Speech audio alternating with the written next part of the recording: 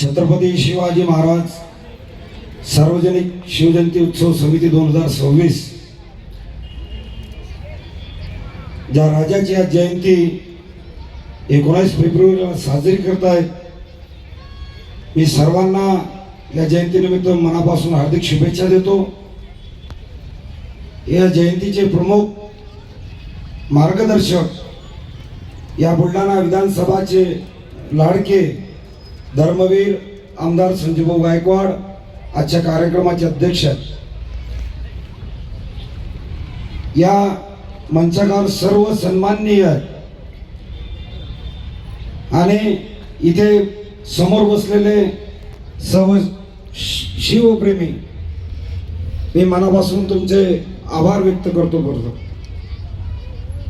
खरं तर शिवजयंती उत्सव हा आम्ही सांस्कृतिक कार्यक्रमापासून सुरुवात केली। 14 तारखेपासून कार्यक्रमाची सुरुवात करून आज 19 तारीख आली। गेले 6-7 दिवस हा कार्यक्रम सुरळीत सुरू आहे आणि या कार्यक्रमामध्ये पहिले पोवाड्याचा कार्यक्रम झाला, नंतर वसंत अंकारे सरांचा कार्यक्रम झाला, खाटू श्याम बाबाचा कार्यक्रम झाला, हाही कार्यक्रम झाला, आज पाळण्याचा कार्यक्रम झाला। या कार्यक्रमाच्या माध्यमातून आपल्याला काही संदेश देता येतील का? पोवाड्याच्या माध्यमातून जसं शाहीर आपल्या एका गाण्यात पूर्ण शिवचरित्र मांडण्याचा प्रयत्न करतो, तसा हा शिवजयंतीचा कार्यक्रम आहे। छत्रपतींबद्दल मी बोलावं एवढा मी मोठा नाहीये, या जगात कोणी मोठं नाही की त्यांनी छत्रपतीबद्दल पूर्ण इतिहास कोणी वाचून जाऊ शकेल असा माझा राजा आहे। छत्रपती हे नाव या जगात फक्त दोनच राजांना मिळालं आणि ते राजे आमचे पहिले राजे म्हणजे शिवाजी राजे आणि दुसरे राजे म्हणजे धर्मवीर संभाजी राजे।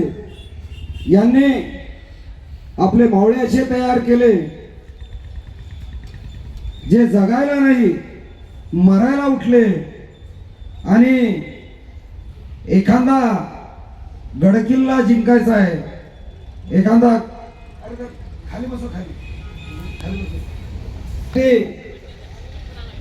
आपसात वाद होत आहेत। वाद कशासाठी होत आहेत? गडकिल्ला जिंकण्यासाठी नाही, काही तिथून काही आपल्याला सोनं बक्षीस मिळेल म्हणून नाही,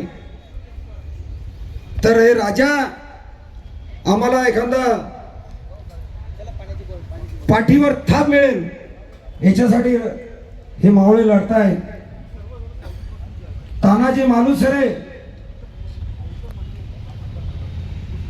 जेव्हा कोंढाणा जिंकायचा आहे, कोंढाणा ताब्यात घ्यायचा आहे, तेव्हा छत्रपतींनी सर्वांना बोलवलं आणि सांगितलं की आता हे कोंढाण्यासाठी आपल्याला तयारी करायची आहे। तानाजी आणि सांगितलं मी जाईल, परंतु छत्रपतींना माहित होतं की रायबाचं लग्न आहे। राजांनी सांगितलं की थांबा, तुम्ही पहिले रायबाचं लग्न करा आणि नंतर कोंढाण्याकडे कोणीतरी आपला तानाजीने सांगितलं रायबाचं नंतर लग्न, राजा ही जबाबदारी आमच्यावर द्या। आज तानाजी लढण्यासाठी तयार आहेत, मरण्यासाठी तयार आहेत। कशासाठी? फक्त माझ्या राजाची कौतुकाची बात माझ्या पाठीवर पडावी म्हणून साजरी करत आहोत। खर तर या जयंती मध्ये प्रमुख मार्गदर्शन म्हणून ज्यांनी आम्हाला गेले 2016 पासून ही सार्वजनिक करून एक लोकोत्सव केला, ते आपले धर्मवीर आमदार संजयभाऊ गायकवाड।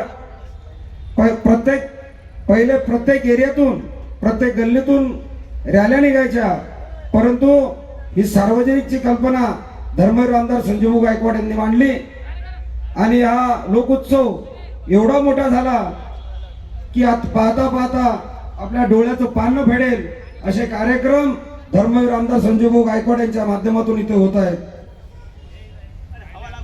मी जाताना एकच छत्रपतींबद्दल एक वाक्य बोलतो. सिंहासारखा गर्जला तो शिवबाचा राजा होता, स्वराज्याचे स्वप्न उराशी तो जिंकणारा होता. धर्म न्याय प्रजेसाठी तलवारीचा वार केला, शत्रूंच्या छावण्यावर वज्रासारखा प्रहार केला. माता जिजाऊंच्या आशीर्वादाने पराक्रम त्याने गाजवला, मराठ्यांच्या मातीसाठी जीवन अर्पण केला. शौर्य स्वाभिमान अभिमान ज्यांच्या गाथा अमर आहेत, तो शिव छत्रपती राजा आमचा आहे, आमचा आहे. धन्यवाद. जय हिंद, जय महाराष्ट्र. माझा राजा जन्मला, कडे कपाऱ्यात घुमली एकच आरोळी. सनई चौघडान ढोलता शांत निनाद, स्फुरताना बहुवादली चैतन्याची टाळी. किल्ले शिवनेरीवर धडाडल्या तोफा, माळ रानावर वाहायला लागला वाफा. अभिमानानं लागला डोलायला भगवा, सह्याद्रीच्या पर्वत रांगावर उमलला चाफा. सह्याद्रीच्या पर्वत रांगावर उमलला चाफा. असं म्हणतात की हम चाहते तो माहौल बदल सकते थे, गिरते गिरते कईयों को संवर सकते थे. हम रुके रहे झील की पानी की तरह, दरिया बनते तो बहुत दूर निकल सकते थे. तो दरिया बनलेला आहे, तो प्रवाह बनलेला आहे, ती लाट आलेली आहे. 2016 पासून बुलढाणा शहरात छत्रपती शिवाजी महाराज सार्वजनिक जयंती उत्सव समितीची आणि ज्यांच्या मार्गदर्शनात ती लाट आली ते धर्मवीर आमदार संजयभाऊ गायकवाड गेल्या 2 वर्षा म्हणजे पूर्वी एक भव्य दिव्य शिवस्मारक बुलढाणा शहरात साकारलं. छत्रपती शिवाजी महाराजांचं महाराष्ट्रातील पहिलं मंदिर सुद्धा या शहरात साकारलं. आणि गत 2025 पासून बुलढाणा शहर सार्वजनिक शिवजयंती समितीला प्रशासनाची समर्थ साथ लाभली.